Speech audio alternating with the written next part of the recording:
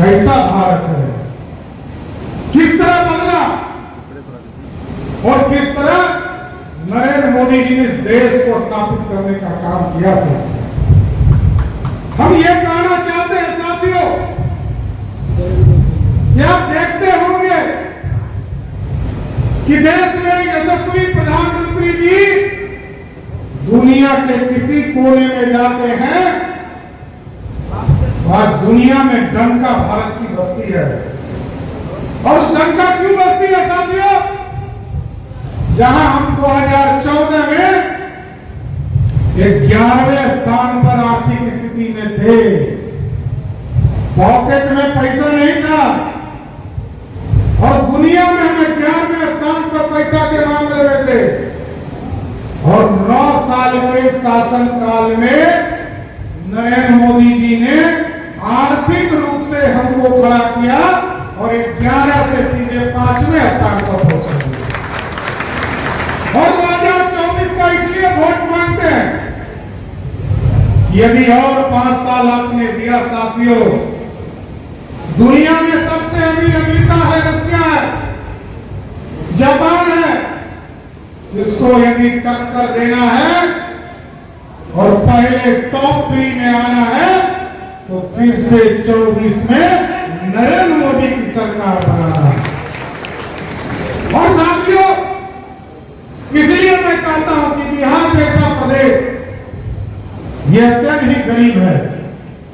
कल मैं सुन रहा था बिहार के प्लानिंग मिनिस्टर ये कह रहे थे कि नीतीश कुमार जी ने बिहार में बहुत विकास किया, लेकिन वो ये नहीं पता है कि पैसा तो दिल्ली से आता है साथियों।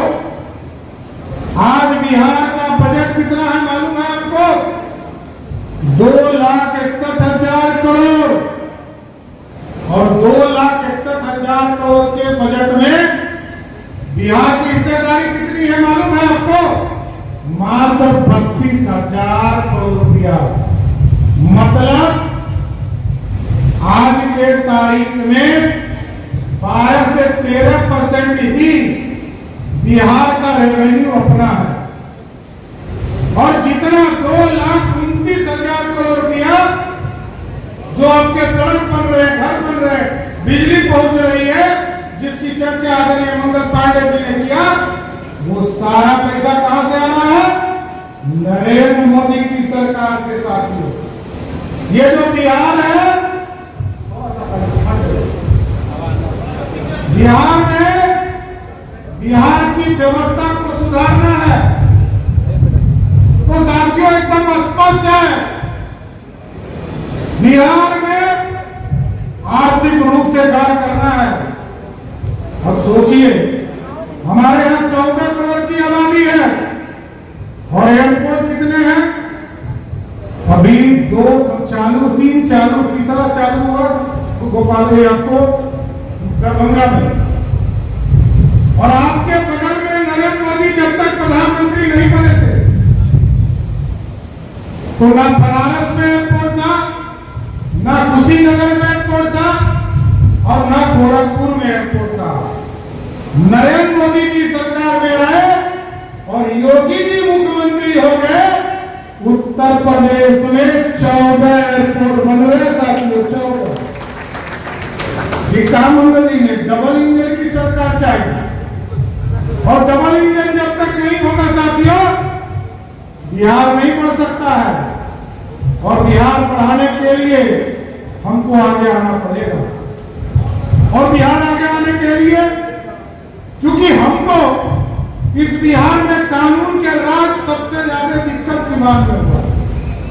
अभी हमारे कई साथी बोल रहे थे, सीवान के लोगों ने लहू दिया है। जिस तरह आजादी के पहले सुभाष चंद्र बोस जी ने कहा था, तुम हमें खून दो, हम देश को आजादी दिलाएंगे। हमें खून नहीं चाहिए भाजपा के लोगों को, लेकिन इतनी गारंटी जरूर देता हूं, भाजपा को वोट दीजिए, एक भी अपराधी बिहार की धरती पर नहीं मिलेगा। पहले दिन सरकार बनेगी और उसी दिन अपराधी या तो नेपाल चला जाएगा, नहीं नहीं तो स्वतः जेल के अंदर बंद हो जाएगा। और जो बचेगा, यदि नेपाल नहीं भागा और जेल के अंदर नहीं गया, तो उसको मिट्टी के अंदर भी दफन होना पड़ेगा साथियों, क्योंकि कानून का राज स्थापित करना है। बिहार में कानून का राज स्थापित करना है। और ये बिहार है साथियों, 14 करोड़ की आबादी है, रेवेन्यू मात्र 32,000 करोड़ रुपया। केंद्र के तरफ कटोरा लेके खड़ा होते हैं और दिल्ली के तरफ देखते रहते हैं। हमको बिहार लाना है, बिहारियों को। मैं अभी गया था, मैं और मंगल पांडे जी अभी हम लोग गुवाहाटी गए थे साथियों। अचानक हमने देखा कि 200-300 लोग खड़े हैं। हम लोगों ने पूछा आखिर क्या है बात हो गई क्या? तो कहा हम तो सीवान से हैं, हम छपरा से हैं, हम गोपालगंज से हैं, हम पटना से हैं, बिहार से हैं। और लोगों ने बताया कि सिर्फ आसाम में बिहारी 41 लाख लोग रह रहे हैं।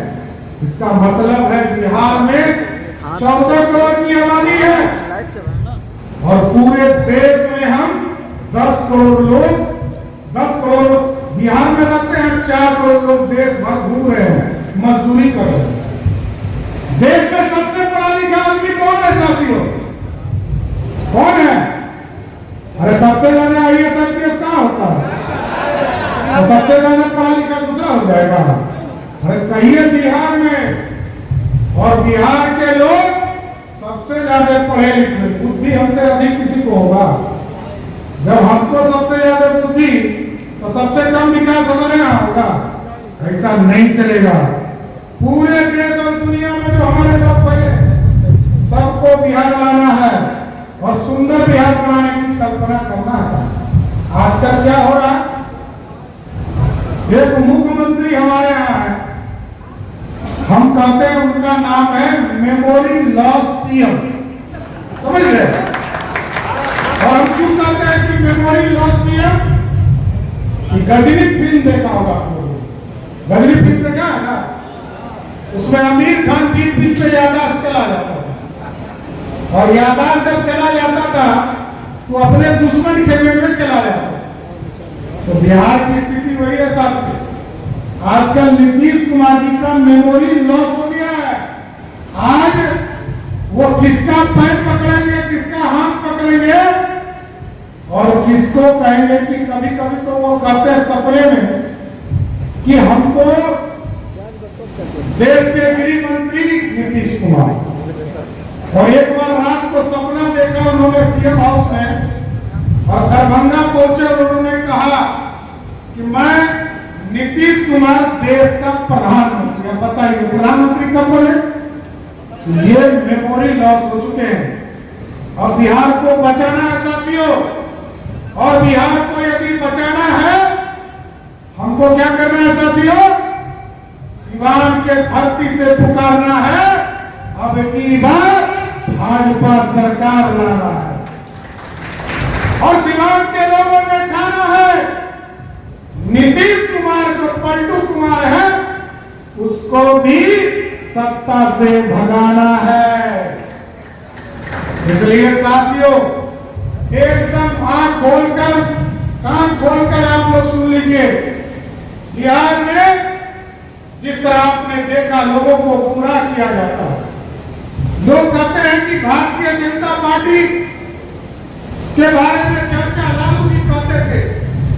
लालू जी कहते थे कि भाजपा ने कभी किसी को आरक्षण नहीं दिया, लेकिन हम जरूर भाजपा के कार्यकर्ताओं से आग्रह करेंगे कि आप नीचे जब कार्यकर्ता साथी जाते हैं बूथ पर बताने का काम कीजिए।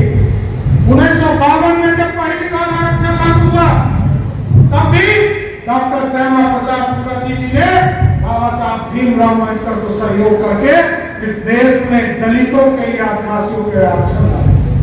कपूरी ठाकुर जी का मुख्यमंत्री बने, 2 बार मुख्यमंत्री बनाए, दोनों बार जनसंघ के लोगों ने समर्थन किया और पंडित कैलाशपति मिश्र जी के समर्थन से पहली बार अति पिछड़े को 1977 में आरक्षण दिया। 1989 में मंडल कमीशन आया,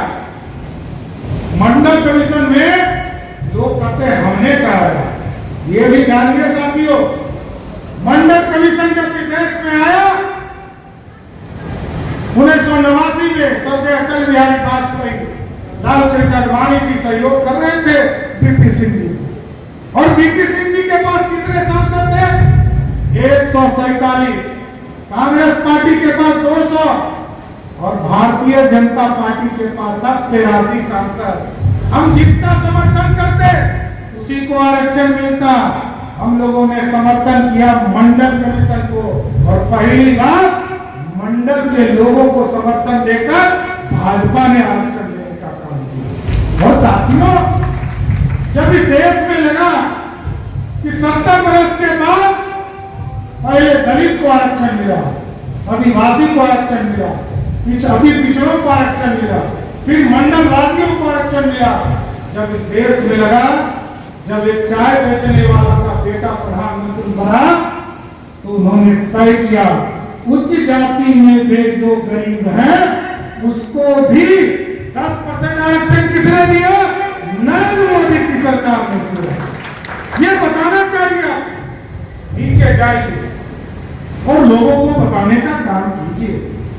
लोग कहते हैं नीतीश कुमार, ये जो पलटू कुमार की सरकार है, ये क्या कहते हैं कि शराबबंदी हमने किया। अरे आपने किया? आप सोचिए 2005 में जब नीतीश कुमार सरकार में आए तो 987 शराब की दुकानें बिहार में थी। कितना था? 987। और जब 2015 में नीतीश कुमार ने बंदी किया, हम लोगों को नहीं लगा, भाजपा के लोगों को नहीं लगा कि यह ऐतिहासिक काम है, इसमें समर्थन करना चाहिए, और हम लोगों ने समर्थन किया। तो 2016 में कितना शराब का दुकान था मालूम है? 11,000। मतलब नीतीश कुमार ने बिहार के लोगों को 11 गुना शराबी बनाया। कितना? 11 गुना शराबी बनाया। और जब नीतीश कुमार जी ने 2016 में शराबबंदी किया, आज फोन उठाइए और फोन उठाकर कहिए कि हमको एक शराब का बोतल शराब चाहिए, तो कैसे आता है? Home delivery. कैसे आता है? Home delivery. तो नीतीश कुमार जी पहले 1,000 शराब की दुकानें थी, तो मेहनत लगता था ब्लॉक में शराब खरीदने, फिर लगता था पंचायत में शराब मिलने लगा। और नीतीश बाबू आपके इतने सुशासन खराब हो गए कि आज घर घर शराब बिक रहा है, और हमको अपने शराबी बना दिया। और शराबी इसलिए बना दिया, कल तक तो 300 का 400 का एक बोतल मिल जाता था, आजकल कितना में मिल रहा है? देखिए 1200 से 1500। सबको पता है ना, सबको पता है कि नीतीश कुमार 4 गुना दाम पर शराब बेच रहे हैं, और इस शराब का पूरा घोटाला नीतीश बाबू करवाने का काम कर रहे हैं। इसलिए साथियों संकल्प लेना है, और हम तो कमिटमेंट वाली पार्टी है साथियों, जो 1952 में भाजपा ने कहा नहीं चलेगा 2 निशान, नहीं चलेगा 2 प्रधान, और नहीं चलेगा 2 ध्यान। इसके लिए 70 वर्ष तक इंतजार किया हमने गठबंधन जरूर किया, लेकिन कमिटमेंट जो 1952 में किया था, वही कमिटमेंट 2019 में जब आपने श्रीनिवास जी को और शिवान से एनडीए को जिताकर भेजा, तो देश के प्रधानमंत्री ने 370 को उठाकर कचरे के ढेर में। और साथियों टेंट में हम तो लखनऊ समाज से आते हैं साहब, करणजीत जी यहाँ राम के बंधक बैठे हैं, और हम तो लखनऊ समाज से आते हैं, और हम लोग देखते रहे हैं श्रीनिवास जी सभी लोगों ने आंदोलन किया, 88 और 89 से लोगों ने कार सेवा किया, और उस श्री राम के लिए लड़ाई लड़ी। कई हजारों साथियों यहाँ बैठे होंगे जो लगातार इसके लिए आंदोलन करते हैं, और करते करते कई लोग जेल गए, कई लोगों ने इंडिया फाट कराया, और उस सपने को भी साकार करने का काम किसने किया? वो है जिस तरह टेंट में इंतजार कर रहे थे प्रभु श्री राम, गठबंधन की सरकार बनाने के लिए बेंगलोर गए और बेंगलोर जब उतरे तो कांग्रेस के लोगों ने, क्योंकि उनको राहुल गांधी को प्रधानमंत्री बनाना है, वहां के लोगों ने कहा, बेंगलोर के लोगों ने, ये जो पलटू कुमार है ये स्पेशलाइज है, पानी के ऊपर ये ओवरब्रिज नहीं बनाते, ये पानी के नीचे गिर जाता है, उसके बाद नीचे में पानी बनाते, पुल बनाते हैं, तो पानी के नीचे पुल गिर जाता है और हमको कहते सीधा आरोप लगाते हैं। मैं उसी लड़के का मेरे राम साथी, मैं जानता हूं पूरी तरह भ्रष्टाचार। जब वो पुल सैंक्शन हुआ तब भी मुख्यमंत्री नीतीश कुमार थे। जब वो पुल के सैंक्शन हुआ तब पुल मंत्री, जो पथ निर्माण मंत्री थे, वो भी नीतीश कुमार थे। और जब वो ठेकेदारी पार्टी गई तो उसके मंत्री कौन थे मालूम है? आजकल जो जनता दल यूनाइटेड के राष्ट्रीय अध्यक्ष बने हुए हैं, वही उनके पथ निर्माण मंत्री थे। और आजकल जो डिप्टी सीएम है, जब ठेकेदारी से काम शुरू हुआ तो इनके समय काम शुरू हुआ। और हम लोगों ने क्या किया? जब पहली बार पुल में क्रैक आया तो नितिन नवीन जी हमारे मंत्री थे, उन्होंने आदेश दिया कि रुड़की, IIT रुड़की और पटना NIT के द्वारा इसकी संपूर्ण जांच कराने का काम करेंगे। इसलिए साथियों, बहुत लंबे समय से आप यहाँ पे इंतजार कर रहे हैं, हम लेकिन आश्वस्त करके अपनी बातों को विराम देंगे। आप अपना समर्थन देते रहिए। 2024 में नीतीश और लालू को हाफ करेंगे और 2025 में नीतीश और लालू को साफ करने का और नीतीश कुमार ऐसा पंचर है साथियों, आपने साइकिल देखा होगा, साइकिल का जब पंचर होता है तो उसमें चिप्पी लगाकर चलाया जाता है। अब नीतीश कुमार जी 43 विधायकों के साथ चिप्पी लगाकर सरकार चलाने का काम कर रहे हैं। अब ऐसी ताकत भाजपा को दीजिए।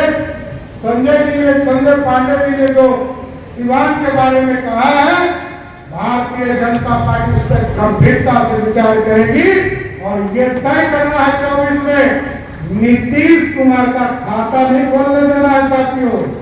नीतीश का खाता खुल गया तो समझिए कि आप कमजोर हो गए। इसलिए 2024 और 25 में नीतीश कुमार का जो साइकिल है उसके पंचर को पूरी तरह ब्लास्ट कर देना है और भाजपा की सरकार बनाना है।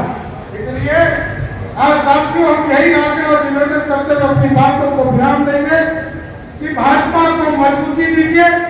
भाजपा आपके सहयोग से बिहार में और देश में यशस्वी प्रधानमंत्री नरेंद्र मोदी जी के नेतृत्व में भाजपा लगातार बढ़ रही है और आज दुनिया में बड़ा स्पष्ट है कि नरेंद्र मोदी जी ना कहीं पर सर झुका के बात करते हैं। पहले याद है ना, प्रधानमंत्री जब आते थे तो श्रीमती गांधी श्री साथी थी, तब मनमोहन सिंह जी बोलते थे। लेकिन आज देश के प्रधानमंत्री जी स्पष्ट करते हैं कि हम न सर झुका के बात करेंगे, न सर उठा के बात करेंगे। अमेरिका वाले, इंग्लैंड वाले जिससे भी बात करेंगे आंख में आंख डालकर बात करने का काम करेंगे। इसलिए आज एक महत्वपूर्ण और एक मजबूत साथी के साथ इस देश को बढ़ाने का काम नरेंद्र मोदी जी कर रहे हैं। इसलिए सीमांत के लोगों से यही आग्रह और निवेदन करते हुए कि 2024 में एक सीट को जिताकर फिर से नरेंद्र मोदी की सरकार बनाना है। बहुत बहुत धन्यवाद। अब आपके शहर सीवान में खुल गया है अब तक का सबसे शानदार जेंट्स एंड लेडीज के लिए ग्लैम सेंट्रल कंपनी की लग्जरी सैलून, जहां आपको बम्पर डिस्काउंट के साथ bridal makeup, party makeup, engagement, reception makeup, air brush makeup, HD makeup, manicure, pedicure, hair cutting, hair colour, hair treatment, skin treatment, facial, wax, mehndi लगाने के साथ साथ कई अन्य कार्यों को अत्याधुनिक और ट्रेंड एम्प्लॉय के द्वारा किया जाता है। फिर देर किस बात की, अभी जाएं ग्लैम सेंट्रल सैलून में, जिसका पता है 1st फ्लोर, नूर मार्केट, हॉस्पिटल रोड, नियर सदर अस्पताल, सीवान। मोबाइल नंबर है 7371008200।